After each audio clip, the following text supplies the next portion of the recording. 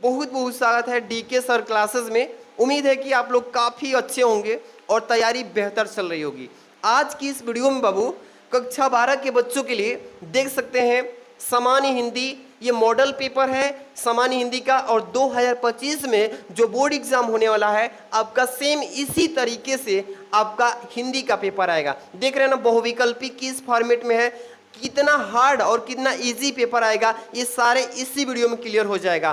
किस तरीके से बोर्ड एग्जाम में कॉपी लिखना है, एक एक चीज को कैसे सॉल्यूशन करना है, ये सारी चीजें इस वीडियो में हम बताएंगे। देख लीजिए, ऐसा ही आपका हिंदी का पेपर आएगा 2025 के जितने भी बच्चे बोर्ड एग्जाम देने जा रहे हैं, ठीक है ना। सेम इसी तरीके से ध्यान दीजिएगा बाबू। ऐसा ही आपका यहाँ पे रोल नंबर लिखने के लिए कहेगा, यहाँ पे नाम लिखने के लिए कहेगा। ये तो आप जान रहे हैं कि पेपर की पृष्ठों की संख्या है, और यहाँ पे सामान्य हिंदी 2025 ऐसा ही आएगा बाबू, ठीक है ना। अब चलिए यहाँ पे एक एक चीज हम आपको क्लियर करेंगे। यहाँ पे देखिए क्या लिखा गया, यहाँ पे सामान्य हिंदी लिखा है ना, इसके बाद यहाँ पे समय इसको सॉल्व करने के लिए, इस पेपर को हल करने के लिए सेम जैसे पिछले साल पेपर में समय दिया गया है 3 घंटे 15 मिनट, वही सेम समय इस बार भी मिलेगा। और ये पूर्णांक जो रहेगा पेपर का, ये 100 नंबर का आपका पेपर दिया जाएगा, ठीक है ना। ये तो क्लियर हो गया। इसके बाद अब चलते हैं, इसके बाद यहाँ पे नोट दिया रहेगा, ध्यान से समझिएगा। नोट में जो यही तो बहुत सारे बच्चे गलती करते हैं, नोट बिना पढ़े हुए और आगे सॉल्यूशन स्टार्ट करते हैं, तो ये जानकारी नहीं मिल पाती है और क्वेश्चन गलती करके आते हैं। तो सबसे पहले आपको नोट पढ़ना बेहद जरूरी होता है किसी भी पेपर का। सबसे पहले लिखा है ना कि प्रारंभ के 15 मिनट, कितने मिनट, 15 मिनट परीक्षार्थियों को प्रश्न पत्र पढ़ने के लिए दिया गया है, ताकि आप पेपर को पूरा अच्छे से पढ़िए। कोई अगर क्वेश्चन बाय द वे गलती है तुरंत टीचर को दे दीजिए कि ये क्वेश्चन गलती है। इसीलिए पूरे पेपर का एनालिसिस कीजिए, कितना हार्ड है, कितना नॉर्मल है, मेरा कितना समय लग सकता है, इसीलिए 15 मिनट टाइम दिया जाता है, ठीक। इसके बाद इस प्रश्न पत्र में 2 खंड रहेंगे, कितने बाबू, 2 खंड, और दोनों खंडों के सभी प्रश्नों के उत्तर देना अनिवार्य है, कोई भी क्वेश्चन छोड़ना नहीं है। सबसे पहले ध्यान दीजिएगा बाबू, यहां से आपका स्टार्ट होगा खंड क, ये जो आप देख रहे हैं ना खंड क स्टार्ट होगा, और यहां से आपको ध्यान देना है खंड क में आपका 50 नंबर का, कितने अंक का बाबू, 50 अंक का केवल खंड क से प्रश्न पूछा जाएगा।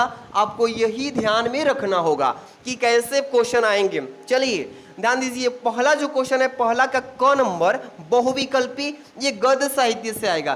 किस साहित्य से बाबू, गद्य साहित्य से। किस साहित्य से, तो गद्य साहित्य से आपके 5 बहुविकल्पी फटाफट से अभी देखेंगे।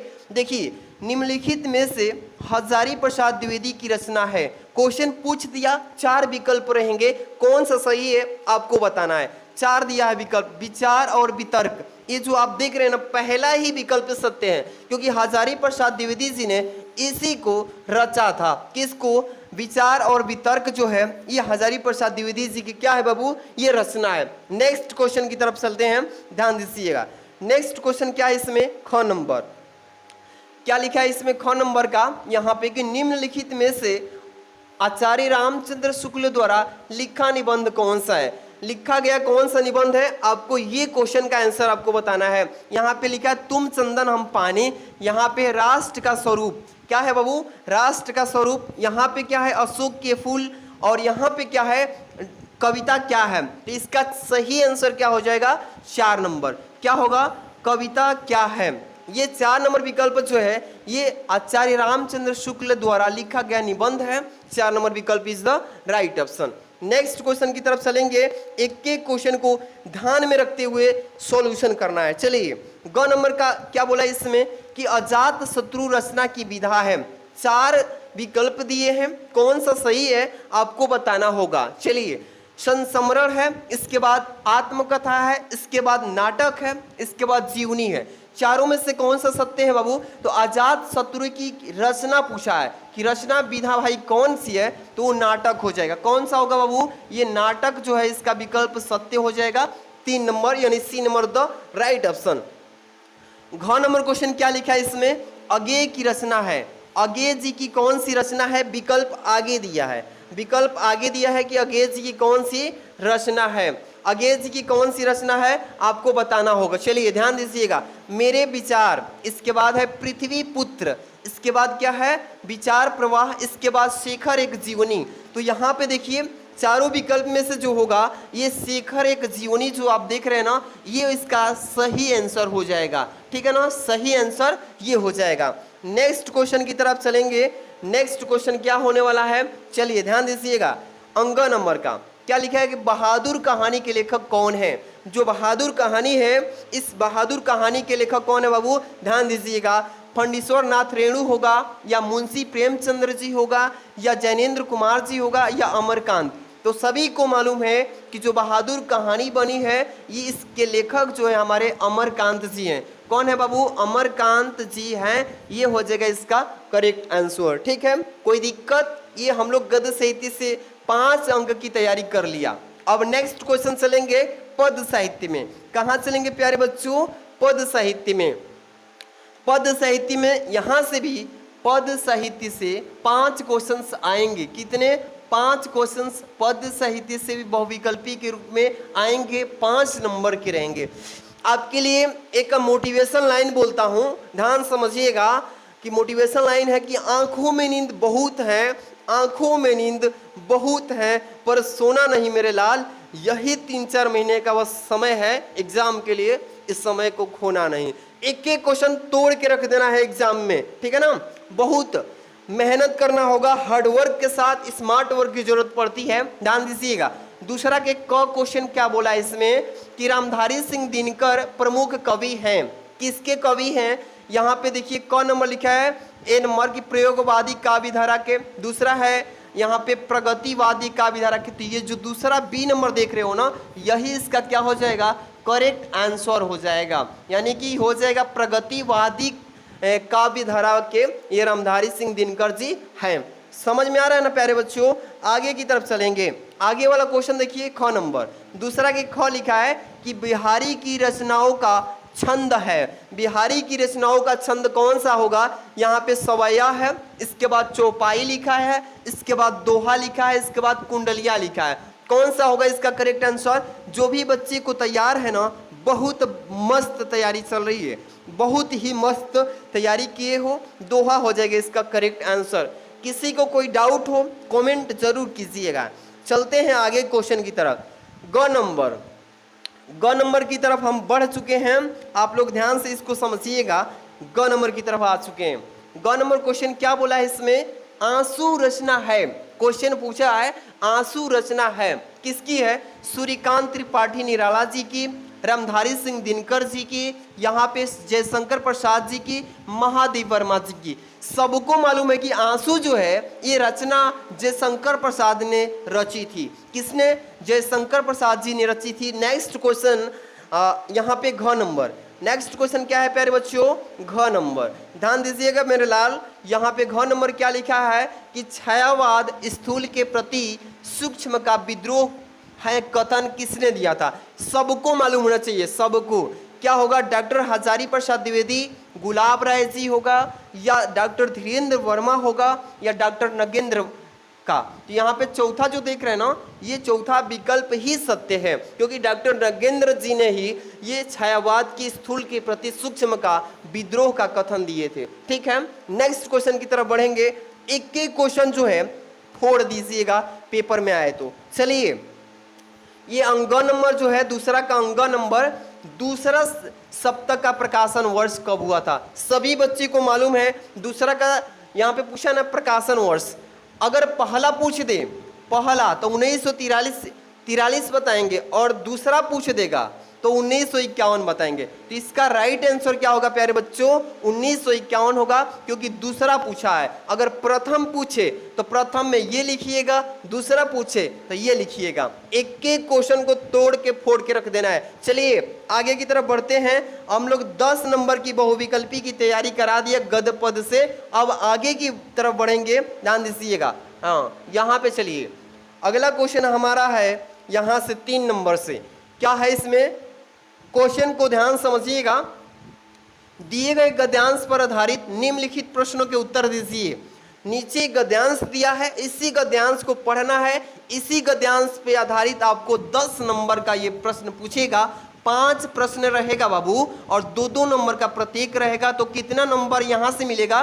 10 नंबर की तैयारी होने वाली है। चलिए ध्यान दीजिएगा, यहाँ से हमारा गद्यांश है। ये गद्यांश बहुत ही लाजवाब है और ट्रिक भी बताएंगे कि गद्यांश को कैसे आपको फोड़ के आना है। ठीक, चलिए लिखा है ना कि माता अपने सब पुत्रों को समान भाव से चाहती है, इसी प्रकार पृथ्वी पर बसने वाले जन बराबर हैं। उनमें क्या है? उनमें उच्च और नीच, यहाँ पे नीच बोल लीजिए, का भाव नहीं है। ठीक है, जो मातृभूमि के साथ जुड़ा हुआ है वह समान अधिकार का भागी है। ठीक है ना, पृथ्वी पर निवास करने वाले जनों का विस्तार अनंत है।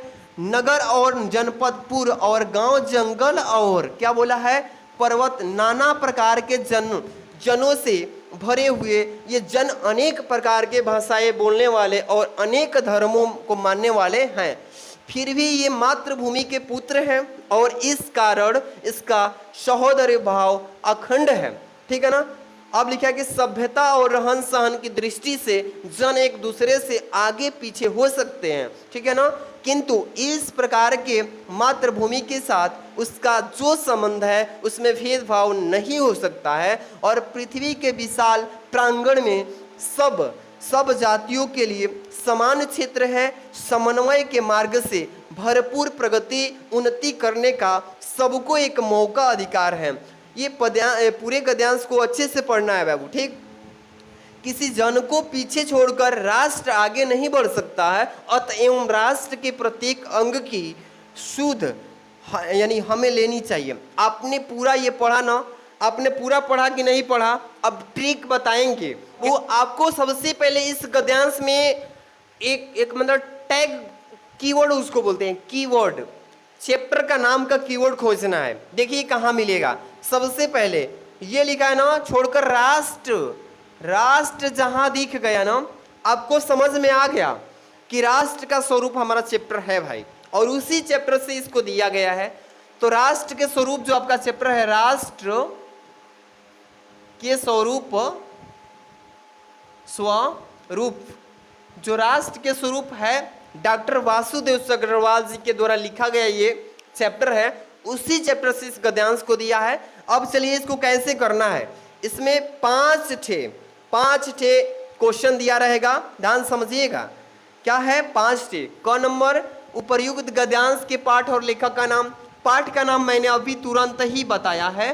पाठ का नाम क्या होगा? तो राष्ट्र के स्वरूप, राष्ट्र से जुड़ा है ना, राष्ट्र के स्वरूप हो जाएगा। इसके लेखक कौन होंगे भाई? इसके लेखक कौन होंगे? तो डॉक्टर वासुदेव अग्रवाल जी। कौन होंगे? डॉक्टर वासुदेव अग्रवाल जी। यहाँ से आपने 2 नंबर तैयार कर लिया। कितना? 2 नंबर। यहाँ रेखांकित अंश की व्याख्या कीजिए। इसमें अंडरलाइन छूट गया था मुझसे, लेकिन अंडरलाइन किया हुआ मिलेगा। 2 से 3 लाइन जो है अंडरलाइन किया हुआ मिलेगा, और उस लाइन का आपको क्या बताना होगा? उसका रेखांकित अंश की व्याख्या करना होता है। उस पर भी आपको 2 नंबर मिल जाएगा। इस पे ये देखिए, ग नंबर, समान अधिकार का भागी, इसी में है। इस प्रश्न का उत्तर दीजिएगा। ये जो भी प्रश्न आप देख रहे हैं ना, ये सारे प्रश्नों का उत्तर जो है इस गद्यांश में दिया हुआ है। आराम से इसी में से देख करके आपको लिखना होगा। इसके बाद घ नंबर देखिए, पृथ्वी पर किसका विस्तार अनंत है। इसी में इस प्रश्न का उत्तर इस गद्यांश में छिपा हुआ है, खोज करके बस लिखना है। अंग नंबर है अनंत और यहाँ पे जनपद शब्द का अर्थ लिखिए। ये सारे प्रश्नों का उत्तर जो है इसी में दिया गया है। आराम से इसी में से देख करके लिख लेना है। चलिए नेक्स्ट क्वेश्चन की तरफ बढ़ेंगे। अगला जो है ये आपको दिया गया है एक गद्यांश, ये अथवा के रूप में दिया गया है। किसके रूप में है बाबू? अथवा के रूप में दिया गया है। अब देखिए यह अथवा में लिखा है, अब चाहे तो उसको कर लीजिए या इसको कर लीजिए, किसी एक को करना है, एक को छोड़ना है। तो आप इसको कर सकते हैं, चाहे तो इसको भी कर सकते हैं। इसको अच्छे से पूरा अच्छे से यहाँ तक पढ़ना है। आराम से पढ़ेंगे, सेम जैसे उस गद्यांश को सॉल्व किए ना, वैसे ही इस गद्यांश को भी सॉल्व करना है। इसमें भी 5 क्वेश्चंस रहेंगे, देख रहे हैं ना, क ख ग घ अंग के रूप में रहेगा। ये सारे क्वेश्चंस को आपको अच्छे से सॉल्यूशन करना है। ग तक यहाँ तक हो गया। इसके बाद चलिए ध्यान दीजिएगा, यहाँ से आगे बढ़ेंगे। ये सारे प्रश्न इसी में इंक्लूड रहेंगे, यहाँ मतलब कि यहाँ तक। ठीक, हाँ चलिए अंगा तक कर लेंगे उस गद्यांश को। लेकिन यहाँ से हमारा अगला क्वेश्चन स्टार्ट होता है। देखिए 4 नंबर से स्टार्ट होगा, लेकिन ये गद्यांश के जगह अब पद्यांश रहेगा। क्या रहेगा, ध्यान दीजिएगा। दिए गए पद्यांश पर आधारित निम्नलिखित प्रश्नों के उत्तर दीजिए, जो कि ये भी 10 ही नंबर का आता है पेपर में। 5 नंबर का 5 क्वेश्चन रहेंगे 2-2 नंबर के, ये भी 10 नंबर का आपका पेपर में आता है। देखिए यहाँ पे लिखा है ना, ये पद्यांश लिखा है कि निज जन्म जन्म में सुने जीव यह मेरा, धिकार उसे था महा स्वार्थ ने घेरा। 100 बार धन्य वह एक लाल की माई, जिस जननी ने है जना भरत सभाई। इसके बाद पागल सी प्रभु के साथ सभा चिलाई, 100 बार धन वह एक लाल की माई। जैसे इस पूरे पद्यांश को आपने पढ़ा, आपने पूरे पद्यांश को पढ़ा बाबू, इसको अच्छे से समझ लीजिए कि इस चैप्टर से। इसके बाद इसमें से आपको क्वेश्चन दिया हुआ मिलेगा। क्या लिखा है इसमें क्वेश्चन, देखिए क नंबर लिखा है ना, यहाँ पे क्या लिखा है कि उपर्युक्त पद्यांश की शीर्षक का मतलब होता है कि किस पाठ से लिया गया है और कवि उसको कौन कवि ने लिखा है। यहाँ पे इसको लिख देंगे, 2 नंबर मिल जाएगा। इसके बाद रेखांकित अंश की व्याख्या कर देना है, सेम इसमें भी 2 नंबर मिलेगा। और इसमें प्रश्न पूछा है कैकेयी स्वयं को धिकारती हुई क्या कहती है, इसको भी सॉल्व करेंगे, 2 नंबर मिल जाएगा। इसके बाद घ नंबर कैकेयी के प्रायश्चित के बाद श्री राम उसने क्या कहते हैं, उससे क्या बोलते हैं, इसको सॉल्व करेंगे तो 2 नंबर मिलेगा। इसी तरीके से 5 क्वेश्चंस रहेंगे, आप इस पद्यांश को सॉल्व करेंगे 10 नंबर मिलेगा। 2025 बोर्ड एग्जाम में सेम इसी तरीके से आएगा। आगे चलते हैं, इसमें आगे क्वेश्चन दिया है ना बाबू, अथवा में भी दिया रहेगा। जैसे कि गद्यांश में अथवा दिया था, वैसे ही पद्यांश में भी देख रहे ना, अथवा में भी क्वेश्चन अवेलेबल रहेगा। कौन हो तुम संस्कृति जलनिधि तीर, तरंगों से